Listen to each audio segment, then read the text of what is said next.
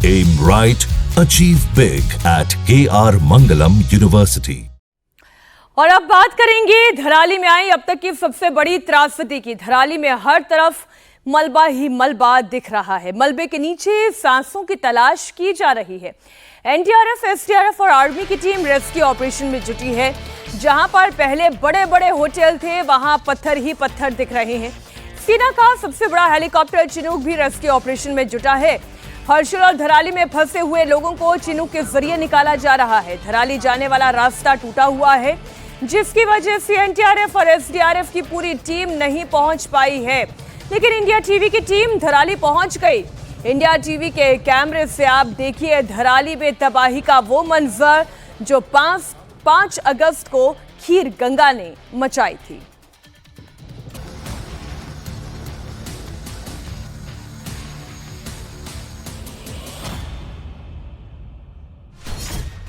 सबसे बड़ी त्रासदी कहां तक पहुंचा ऑपरेशन धराली।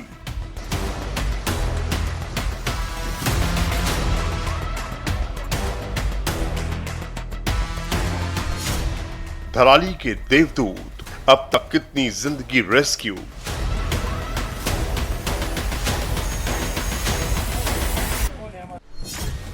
त्रासदी की कहानी चश्मदीद की जुबानी। इस पानी का एक ऐसा बौछार आया और उसके बाद एक ब्लास्ट हुआ और जो हम लोग जो शायद बचना था किस्मत। पहला फ्लड जो आया वो उसने नीचे जब वो टकराया तो डाइवर्ट हो गया। उसके बाद कई झटके ऐसा है कि सब कुछ साफ हो गया। आज बिल्कुल शमशान घाट है, कुल अस्तित्व बिल्कुल कुछ नहीं, खत्म हो गया कुछ। मलबे में सांसों की तलाश, ऑपरेशन जिंदगी नॉन स्टॉप।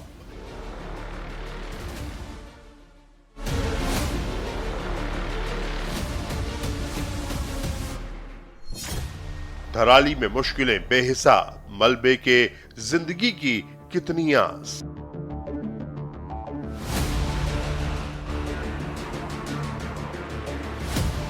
उत्तरकाशी के धराली में त्रासदी के बाद भारी तबाही हुई है। चारों तरफ बर्बादी का मलबा पसरा हुआ है।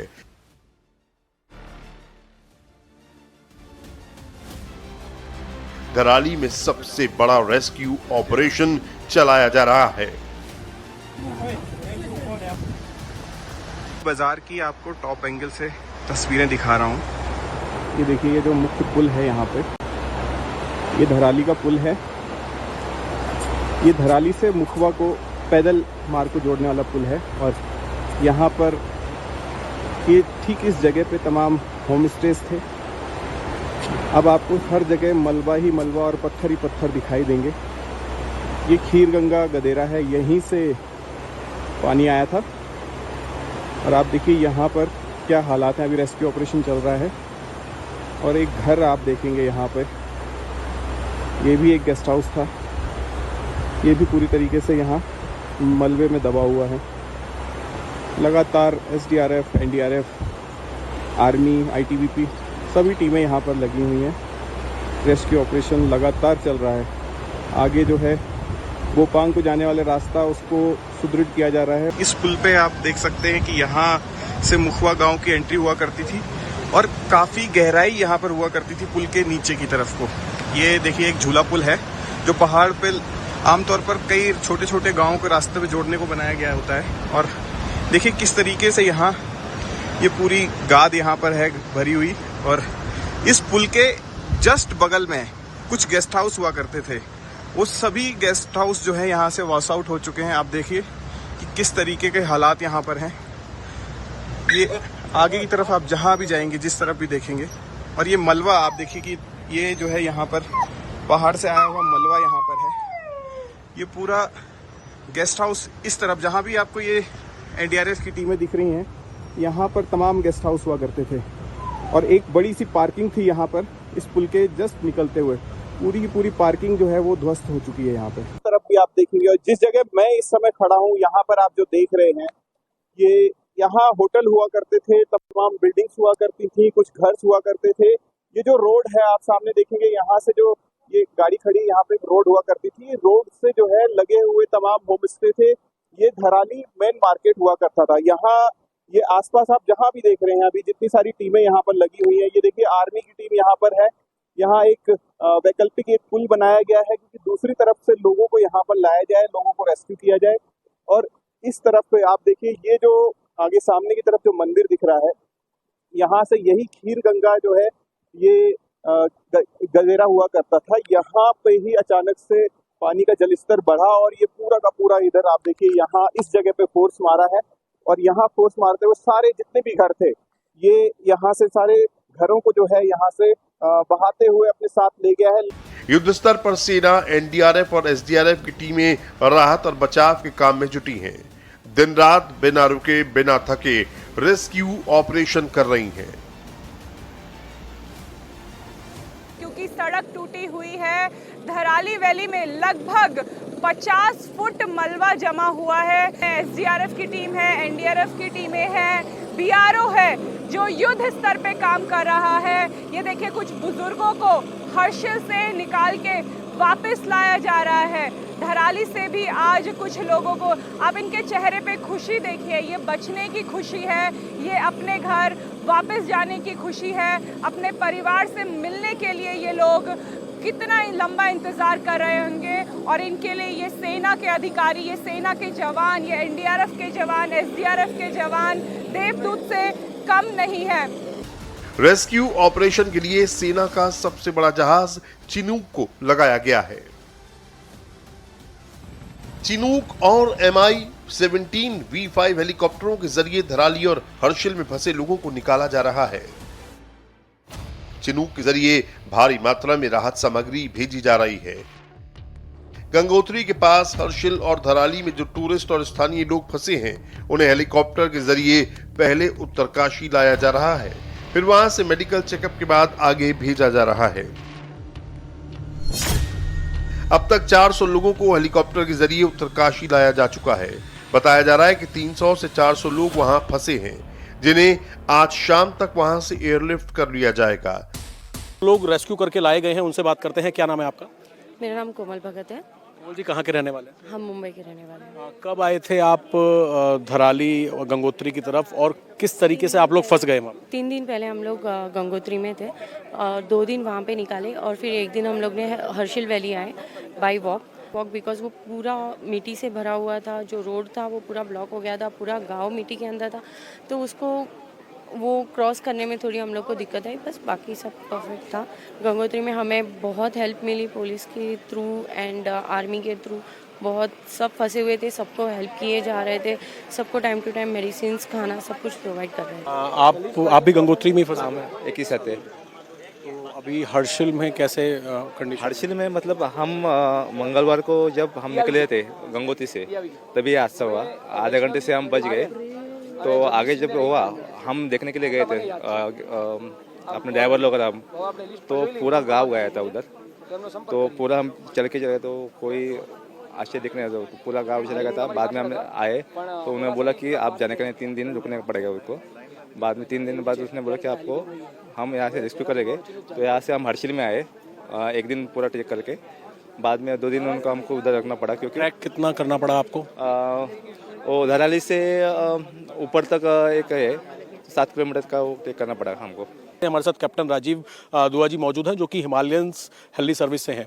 सर, ये रेस्क्यू ऑपरेशन जिस तरीके से आप लोग कर रहे हैं, क्योंकि ऊपर रास्ता बहुत नैरो रास्ता है और दलदल बहुत ज़्यादा है, मलबा है, आप लोग किस तरीके से लोगों को रेस्क्यू कर रहे हैं और तकरीबन कितने लोगों को रेस्क्यू किया जा चुका है? हम लोग जो भी एडमिनिस्ट्रेशन जहाँ पे भी लोग पहुँच पा रहे हैं, जैसे या तो हर्षिल में है जो लोग फंसे हुए हैं, या फिर निलोंग में है, तो वहाँ उन जगहों पे लैंड जहाँ पे हम लैंड कर पा रहे हैं, वहाँ से उनको हम लेके आ रहे हैं। यहाँ से हम एनडीआरएफ और एसडीआरएफ टीम्स को उनके सामान के साथ लेके जा रहे हैं, और वापसी में जो लोग वहाँ फंसे हुए हैं उनको लेके आ रहे हैं। धराली त्रासदी के 3 दिन पूरे हो चुके हैं, लेकिन अब तक सड़क मार्ग बहाल नहीं हो पाया है, जिसकी वजह से कई टीमें अभी भी रास्ते में फंसी हुई हैं। जगह जगह लैंडस्लाइड की वजह से रास्ते बंद हैं। इन रास्तों को खोलने का काम किया जा रहा है। हालात कैसे हैं? क्योंकि बताया, जो मलबा बताया जा रहा है 15-16 फीट या उससे ज़्यादा वहाँ पर मलबा है, तो जो लोग फंसे हैं किस कंडीशन में हैं, और आप लोग जब ऑपरेशन कर रहे हैं तो आपके आगे वहाँ चैलेंजेस क्या आ रहे हैं? इतनी मिट्टी गाद में कैसे आप लोग जा रहे हैं? देखिए, जैसा आपने बताया है कि मलबा बहुत ज़्यादा है, तो जो तो जीवित हैं या घायल हैं उन लोगों को निकाला जा चुका है। जो मलबे में दबा है उनको कहने की अभी कोई ऐसी आंकड़ा है ना इस अवस्था में कोई है कि बता पाएंगे कितने लोग हैं। मलबा अपने आप में एक बहुत चुनौती वाला कार्य है, उसको उसमें अभी चूँकि पानी भी आ रहा है तो उसमें दलदल बहुत हो गया, उसमें ऑपरेशन करना बहुत मुश्किल है। लेकिन हमारे पास एनडीआरएफ के हमारे पास जो सर्च डॉग्स हैं और कैडावर डॉग्स हैं जो कि मरे हुए आदमी की भी ढूंढने की क्षमता रखता है। कुछ हमारे पास इक्विपमेंट्स है जो ज़मीन में दबे हुए लोगों के बारे में जानकारी दे सकता है। तो उम्मीद करते हैं कि उससे हमको कुछ अगर सफलता मिलती है तो हम ऑपरेशन को आगे कर पाएंगे। एक आखिरी सवाल, हेलीकॉप्टर्स का इस्तेमाल किया जा रहा है, कौन कौन से हमारी एजेंसीज़ के जो हेलीकॉप्टर्स हैं उनको आप इस्तेमाल कर रहे हैं, और क्या कोई उम्मीद है पैदल मार्ग भी वहाँ तक कब तक खुल पाएगा, क्योंकि जो नया पुल बन रहा है वैली पुल, उसके आगे कैसे आप लोग जा पाएंगे? और देखिए हेलीकॉप्टर्स तो आप देख ही रहे हैं कि यहाँ पर अभी माती हेलीपैड से जो यूकाडा के सारे हेलीकॉप्टर्स पूरी तन्मयता के साथ लगे हुए हैं, और देहरादून से इंडियन एयरफोर्स के जो चिनूक है मी-17 है वो चाहे लॉजिस्टिक्स है चाहे पैसेंजर्स को ले जाने के लिए पूरे लगी है। जहाँ तक बात रास्ते की है, इसमें चूँकि काफ़ी ज़्यादा डैमेज है और लेकिन बीआरओ बहुत तेज़ी से काम कर रहा है, लेकिन समय लगने की संभावना है क्योंकि ये बहुत चुनौतीपूर्ण काम है और बहुत मुश्किल भरा काम है, बट उम्मीद है कि बहुत जल्दी इसको कर लिया जाएगा। धराली में सदी की सबसे बड़ी त्रासदी आई है। हर तरफ मलबा ही मलबा दिख रहा है। महाविनाश के 72 घंटे बाद भी धराली में अब तक रेस्क्यू ऑपरेशन फुल फ्लेजेड शुरू नहीं हो पाया है, क्योंकि सड़कें टूटी होने की वजह से अब तक पर्याप्त मात्रा में जेसीबी मशीनों को नहीं भेजा जा सका है ताकि मलबे को हटाया जा सके। मलबे के नीचे दबे लोगों की तलाश के लिए हाईटेक थर्मल सेंसिंग जैसे उपकरण चाहिए, लेकिन रास्ते बंद होने की वजह से उन्हें धराली नहीं पहुंचाया गया है। बताया जा रहा है कि भटवाड़ी से धराली तक सड़कों को दुरुस्त करने और मशीनों को पहुंचाने में अभी 3 से 4 दिन का वक्त लग सकता है। उत्तरकाशी में हर्षिल का रास्ता पूरा बह चुका है, जिसे बहाल करने की कोशिश की जा रही है। बीआरओ की टीमें युद्ध स्तर पर काम कर रही हैं। हर्षिल से जोड़ने वाले पुल को दोबारा बनाया जा रहा है। अभी भी रेस्क्यू टीमों के लिए एक चैलेंज बना हुआ है। इस समय हम गगनानी में मौजूद हैं और यहाँ पे एक बहुत बड़ा पुल पूरी तरीके से वॉश आउट हो गया था। इस पुल को दोबारा बनाने की कोशिश की जा रही है। गगनानी तक पहुंचने के लिए ही रेस्क्यू टीम्स को, बीआरओ की टीम्स को लगभग 2 दिन का समय लगा, और अब जब गगनानी पहुंचे हैं तो ये पुल बनाना एक चैलेंज है। इस पुल को बनाने के लिए जो भी सामान चाहिए था, चाहे वो मूवेबल ये पुल हो, इसका पूरा कंक्रीट हो, जेसीबी मशीन हो, बोल्डर हो, ये सब अब यहाँ पहुँच चुका है। और केवल अब ये गगनानी का पुल एक बीच का रास्ता है जो अगर खुल जाता है तो सभी एजेंसियां, एसडीआरएफ, एनडीआरएफ की टीम, आर्मी, बीआरओ सभी धराली सड़क मार्ग से पहुंच जाएंगे। बड़ी बड़ी मशीन इस पुल के रास्ते धराली पहुंच जाएगी। जो काम है वो लगभग 17 घंटे से यहाँ पे चल रहा है। दिन रात बीआरओ की टीम, एसडीआरएफ की टीम और अब आर्मी भी इसमें इन्वॉल्व हो गई है। आप तस्वीरों में देख सकते हैं कि बिना रुके इस पुल को बनाने की कवायद जो है वो चल रही है। युद्ध स्तर पे इस समय यहाँ पे काम चल रहा है और ये कहा जा रहा है कि अगले 6 घंटे में इस पुल को बना लिया जाएगा। मगर इस पुल के आगे भी एक सड़क है, वो 800 मीटर तक वॉश आउट हो गई है।